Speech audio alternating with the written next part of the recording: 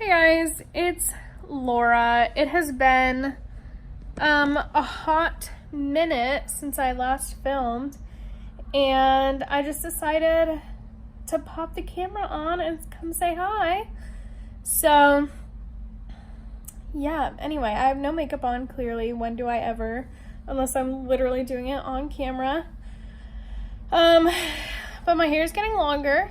I've noticed that it's now below my shoulders, which is nice. Okay, so today's video, I just got off work, put on comfy clothes, and sat down. I got a beer of my choice, Smirnoff, okay? Sorry, Mom. I'm a grown-ass woman, and I'm apologizing. Okay. My head is everywhere. Okay, the reason I am filming today is because I have been obsessed with anti-MLM videos, right? I started watching the Illuminati's videos on, she calls them her MLM Mondays, and I've been obsessed with them. So I decided to come on here and tell you about the time that I was involved in network marketing, MLMs, a pyramid scheme, and I have been going back and forth on whether or not I want to drop the name of this company, but you guys can probably Google it. Like, I'm sure, I mean, I deleted all the videos or whatever, but, you know, nothing on the internet's deleted forever, so I'm sure you guys could go back and find it. But yes, I'll just tell you the name. So I was involved in Unique, and this story is going to be the story of the time that I was the biggest idiot that you'll ever meet. So if you know me personally, you know that I'm all about research, all about knowing what I'm getting involved in. That's really, like, super important to me. Okay, so I'm going to take you back. I think it was, like, either my freshman or, I think it was my sophomore year in college. So I was, 19 or something, 19, 20 years old. And I got suckered into this because a friend of mine from college invited me to like this girl's makeup page, and on Facebook. Mind you, I had never had any experience with MLMs in the past. Of course, I knew what pyramid schemes were. Of course, I knew some of their tactics just from conversations I had had with my parents and other people who may have known, but I didn't know any big name MLMs. I never was, like, involved with that. Or if I knew a big name MLM, I didn't necessarily know that they were an MLM, if that makes sense. So, like, of course, I had heard of Mary Kay. I had heard of, I'm trying to think, like, Tupperware. But I didn't know that these were MLMs. So, and I had never heard of Unique. So I got invited to like this girl's page. She was a beautiful girl. So I went ahead and liked it. I loved her videos. I loved her energy, just the vibe she was giving off. And I started commenting on her stuff, right? I was just like, you know, she seems like a nice girl. She lives near where I lived and all this stuff. And anyway, so she reaches out to me and she's like, hey, you know, if you like what I do with making, videos and this, let me back up. I want you guys to know, like, this is how she pitched it to me, and this is what I thought was involved, right? I never thought recruiting people was involved because she never told me that. Again, this is where the research part comes in that I just skipped over. But, yeah, I didn't know that recruiting people was involved. I didn't know that selling to family and friends was involved. I just thought, okay, so this is how she pitched it. She said, if you like my videos and I see you're commenting on them a lot and I really like your positivity and, you know, you seem like a real sweetheart, I just wanted to let you know that if you were interested in doing something similar, just putting on makeup, talking with people, and posting it online, then I think you would be a great fit for doing kind of what I'm doing. So that's how she pitched it to me. She said, you know, I'm selling this really cool makeup kit.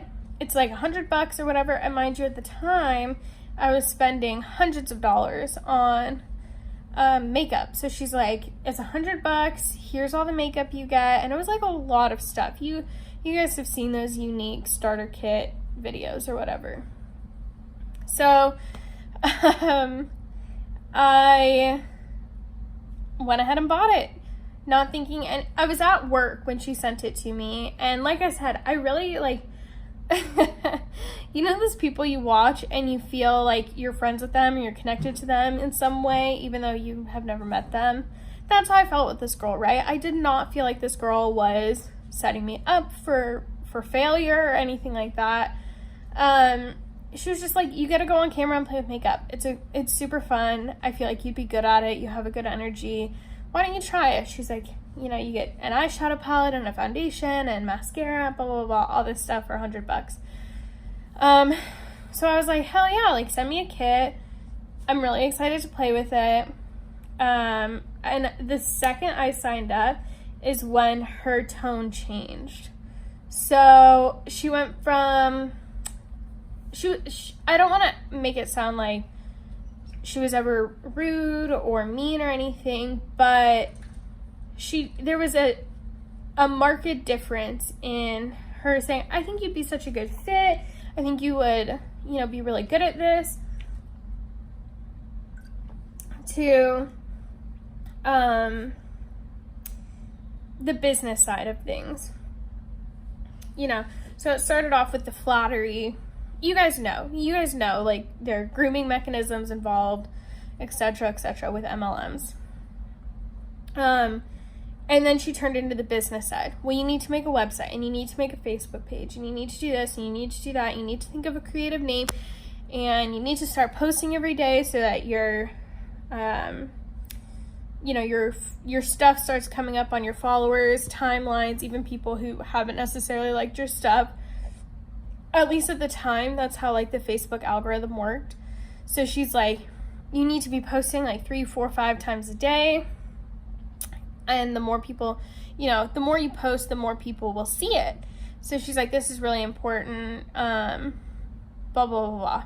So she was relatively, like, low pressure in terms of the recruiting aspect and the selling aspect. She always pitched it to me, like, you just need to go on there, basically, and let the makeup sell itself, right? She's like, just go put on your makeup, play with makeup, and, you know, the rest will fall into place. So, it was only when I started falling behind in sales, I guess, that I started realizing that this might not be as legit of an opportunity as it was made out to be. So at the time, like I said, I was like 19. At the oldest, I was 20 years old, okay? And I had just busted my ass working. I took a semester off from college, and I went home and I worked. And I had a few $1,000s saved up, which, you know, not a lot of money. But when you're 19, you know, having $2 or $3 grand in the bank, like, you feel pretty good, right? So, anyway, the only way that I made my sales quotas was basically buying my own product, right? Because I've heard since realizing I was in a scam that MLM's customers are the presenters or the, you know, what's the word I'm looking for? In Unique, they were called unique presenters, so that's why my mind is going there. But, you know, the people are the representatives, I guess, consultants, whatever. Those are the MLM's customers. And then it's your job then as a presenter, consultant, whatever, to go and find your own customers. And when it was explained to me like that, or I think I actually saw it in a video when I heard that in a video, I was like, holy fucking shit. Excuse my French. But like, that is the scam. Is that they're telling you, oh, you just go in, you play with makeup, you know, you have a good time, you talk to your friends, whatever. Oh, but by the way, to continue playing with makeup, you have to make X personal retail sales a month or X amount of dollars in sales. And if you don't, you can't be in our club anymore. You know, that's basically what they're telling you. So I did this for, I want to say I got my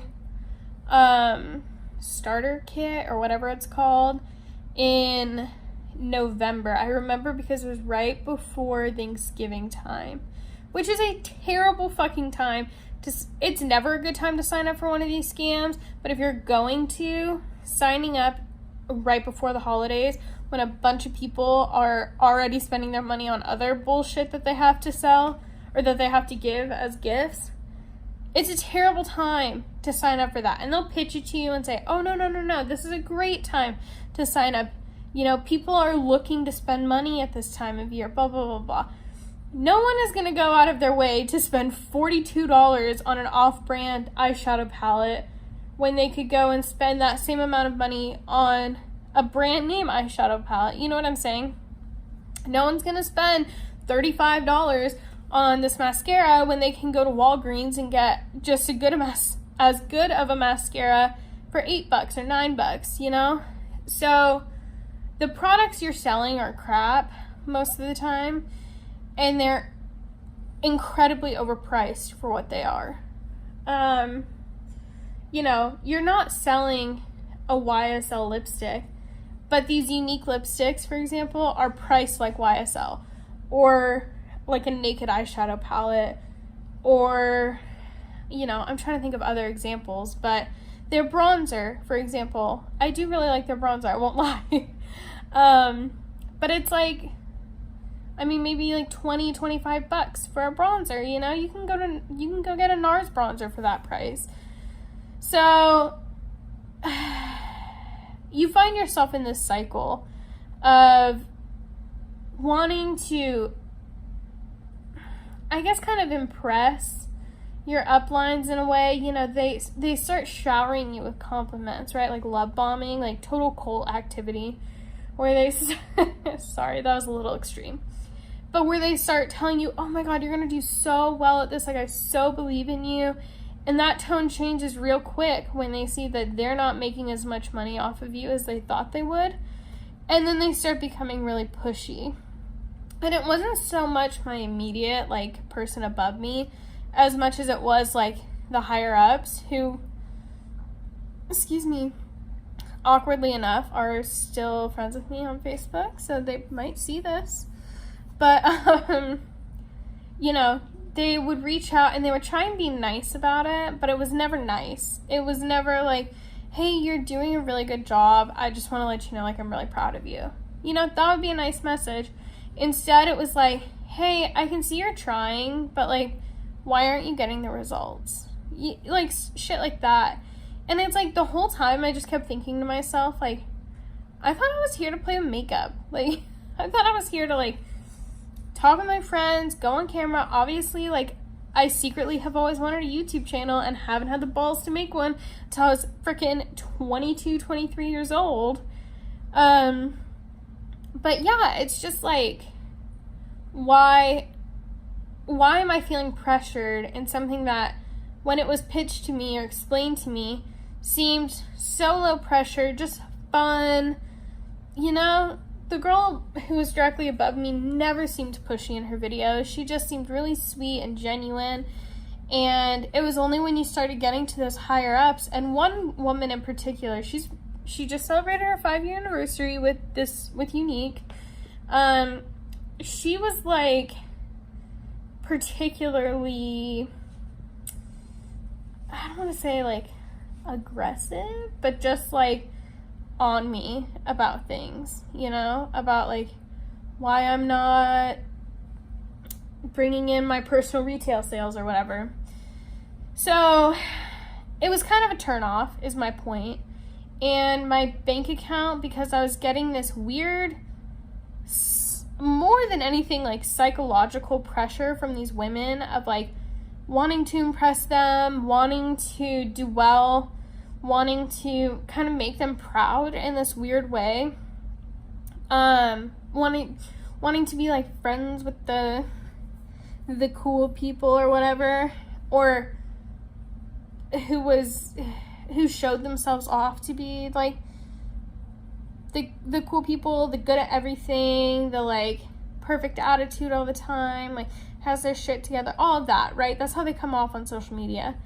And I started having to like take a stand for myself when I noticed that my bank account went from having $2,000 or $3,000 in, which I worked my fucking ass off for, like at my real job, to suddenly not having anything and realizing, fuck, excuse my French, but like, I have to go to college, you know? Like, so I started realizing this pretty quickly. So I took that fall semester, I'm pretty sure it was that fall semester of my sophomore year. I could be wrong, but I'm pretty sure it was that fall semester. And I had to go back in January. So a month and a half, 2 months in, I had spent $2,000 or $3,000 at this company. Okay, which I know what you're thinking. Laura, you're a fucking idiot. And to that, I have to say, I know. I'm not gonna argue with you on it. I'm not gonna disagree. I really was stupid, and I just wasn't thinking. You know, these women will tell you anything you want to hear about, you know, the opportunity and having your own business. And this one of these women in particular told me, like, oh, you're going to be able to save for your student loans that you had to take out. So they know those areas that might be sensitive, or, you know, that they see as a target, and they exploit them and they manipulate them. Whether you're young and in school and have student loans, or you're a new mom and all you want to do is stay home, or you're sick and you have mounting medical bills. Like, these people don't care how horrendous your circumstances are. They look at you and they see you as a dollar sign. So I soon, you know, a month and a half, 2 months in, $2,000 later, $2,500 later, I realized, oh shit, I'm in a scam, right?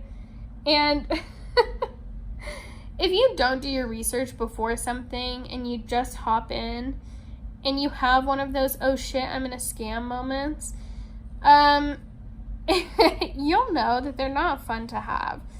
And they're kind of scary and kind of like, oh shit, like, I don't know how to get out of this situation.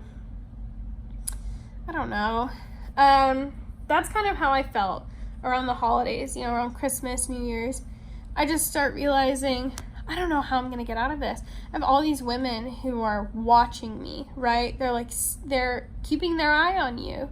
They're making sure that you're meeting certain retail sales. They're making sure you're meeting certain recruitment stuff, you know, like all of that. And I'm still friends with them, like I said. So sure enough, for the first couple weeks after I had stopped, I'd kept my my business page, as they call it, up for months after, mostly because I just didn't know how to delete it. Another who's the idiot here.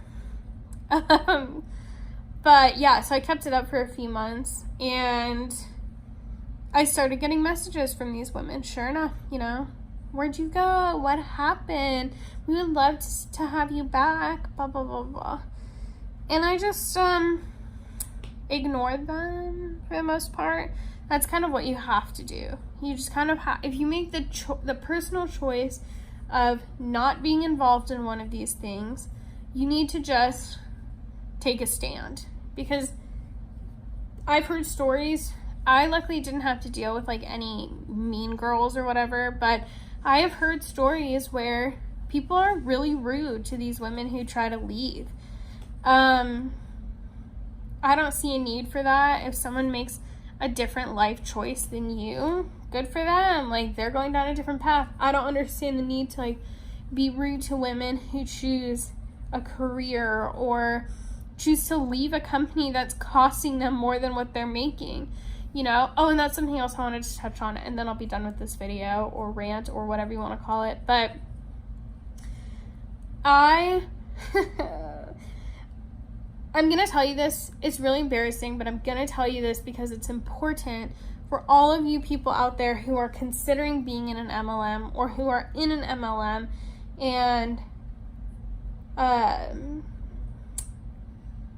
on the fence about it and don't know what to do. I was my only customer, okay, for a month and a half, 2 months. I think I had one friend who asked me to buy her a product and then ended up not paying me for it. So, and she's a different skin tone than I am. So, and it was a foundation. And so I held on to it for a long time. And I was like, I'm not just going to get rid of it. Or I'm not just going to give this to her, right? And then I, like, Marie Kondo'd my whole apartment and got rid of a bunch of stuff. And I was like, well, I can just throw this $50 fucking foundation away, or I can just give it to her. So ultimately, she ended up getting a free foundation. But other than that one girl, I was my only customer that entire time, okay? And I was a top, at the time I had a retail position. I was one of the top saleswomen consistently at this other place. So it's not that I couldn't sell. I could sell ice to a freaking Eskimo. You know what I mean? It's not that I didn't have the ability to. It's that people saw through the facade of these shitty products. That's really what they are. So anyway, this video is far too long. I just mostly wanted to tell my story, my perspective. I understand that it works for some women, but for the large majority of women, MLMs do not work. You will lose money on them. It's represented in the numbers. It's just factual. Y'all can have your opinions on it. You can be totally fine, morally, ethically scamming people out of their money, but I am not okay with that. And I just want to try and make some people who might get wrapped up in these because they didn't do their research like me to just always do your research, right? That's my encouragement. Always do your research. Always know what you're paying for, what you're getting involved with, because you don't want to get scammed. And every day that goes by with the advancements in technology, scams are getting easier and easier and easier to do, really, to execute. So just be wary, be cautious, know what you're getting involved with, learn from me, don't be a freaking idiot. Anyway, all right, I'm done ranting. Thank you for listening. That's my story. Sorry for the expletives, Mom. Please forgive me. Thanks for watching, guys. Love you.